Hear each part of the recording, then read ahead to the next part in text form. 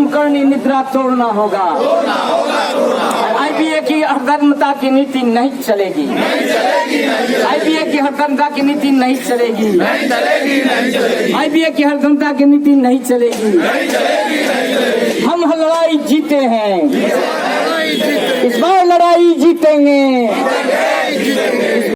पूरे देश के अखिल भारतीय स्तर पर इसी महीने 8 जनवरी को राष्ट्रव्यापी हड़ताल हुआ था, जिसमें बैंक संगठनों के साथियों ने भी कॉमन डिमांड के मुद्दों पर 12 सूत्री मांगों को लेकर के हड़ताल में भाग लिया था। आज बैंकों का जो स्थिति हो गया है, काफी दबाव में बैंक कर्मी काम कर रहे हैं। उनके लिए काम का घंटा जो निर्धारित है, उस निर्धारित घंटे से काफी बाहर जाकर के उन्हें काम करना पड़ रहा है। आज जिस तरह से NPA बढ़ रहा है और उसके लिए बैंक कर्मियों को दोषी दिया जा रहा है, आज जिस तरह से सरकार नीतिगत फैसले लेकर के बैंक कर्मियों पर हमले कर रही है, ये कहीं से जायज नहीं है। इसका ट्रेड यूनियन के तौर पर हम लोग बराबर आलोचना करते हैं और सरकार की पॉलिसी का कंडेम करते हैं।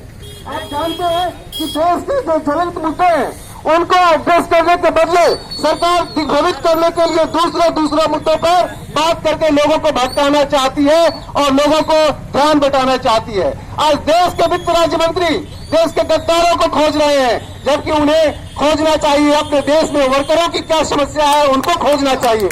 उन्हें बेरोजगारों के लिए रोजगार खोजना चाहिए।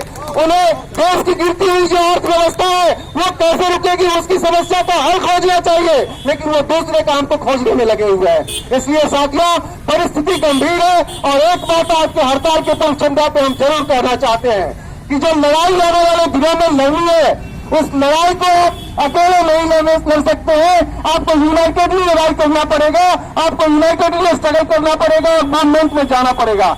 यही एक विकल्प बचा है इस सरकार के खिलाफ हल्ला बोलने का।